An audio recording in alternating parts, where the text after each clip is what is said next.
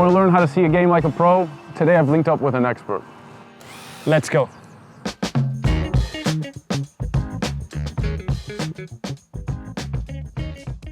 I'm Adam from Unisport, and today we've linked up with Bruno. Tudo bem? Tudo bem. And you? Tudo. Nice Portuguese. We're gonna learn some tips. Bruno, you got me? Yeah. Learn some new things, maybe teach me some new things. Old dog, new tricks. I'll try. All right, let's get it. So, Bruno, in my opinion, there are two types of players. Some that rely on their pace and physicality, and others that like to be efficient on and off the ball. So, how would you describe yourself? I try to be a little bit of everything. Obviously, your qualities won't shine as much as other people in certain things, but obviously, I think you need to try to be as complete as you can. But obviously, I think efficiency is the main thing, is trying to get up there, trying to score goals, and try to not concede. With that efficiency, obviously, you're in the middle of the park. You want to find pockets and channels always. So how would you find that? When you have the ball, you have to try to attract as much as you can the players off the ball to come and leave the spaces a little bit bigger for you to find your teammates. Whenever you're in the pockets, you just have to try to move in places where both players think they're marking you, but no one of them at the same time is marking you. So the player that will be on the ball will have time and space to see if he can driven that ball into that space. I think many times we speak about the number 10 trying to be in the position of the referee, because he's normally in a position where he's involved in the game, so it's a good position to follow up.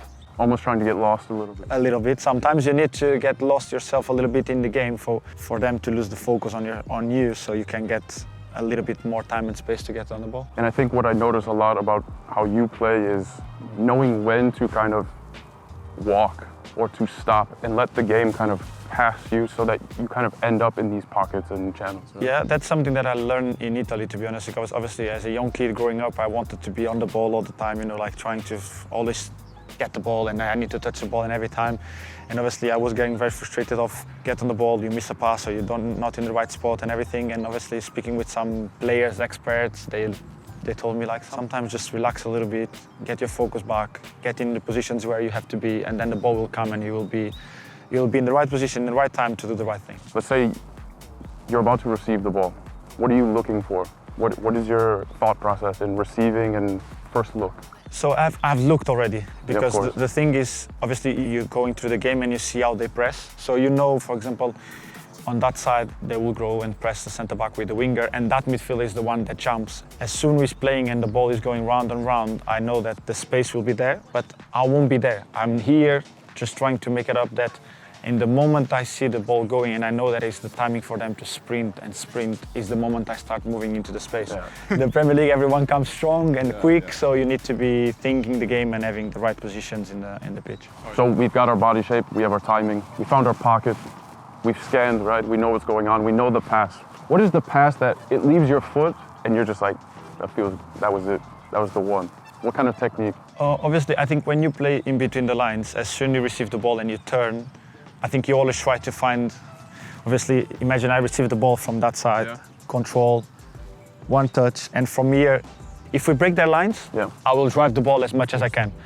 Imagine when we play a high line team that normally will stand, so as soon as I did this and I control, my aim is either you want the ball on top of them, or either you want the ball into your feet to get a touch and go into their line. So it always depends on the players you play with. Obviously, if you have fast wingers, you know that as soon as you turn, you can overhit it.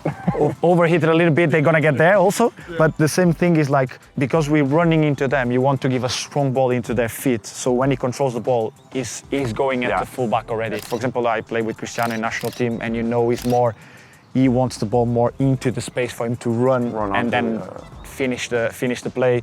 You have a lot, like for example, I play with Bernardo in national team that I know will be more into his feet, and then he's gonna be dribbling the ball.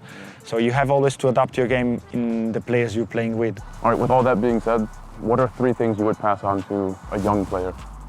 I think like understanding of the game, it comes with the time. Like you understand better the game than others, but it depends on the position you play also sometimes.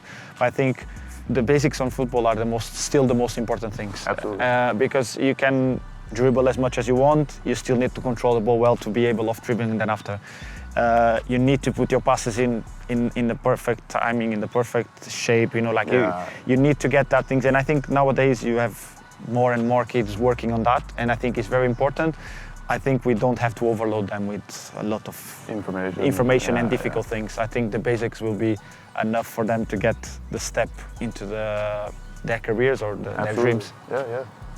How much football do you think young players should be watching? As much as you like. Obviously, I really like to see football. I like to watch any player. I like to learn What's the from favorite them. league you like to watch? I like the Italian and the Spanish because they're so different. Obviously, the Italian league is the shape, the understanding of the game, the tactics. I know people say it's a little bit boring sometimes and everything, but if you look at the tactical aspect, it's unbelievable. It's probably the best league in that term. I agree with you 100%. Well, Bruno, muito obrigado.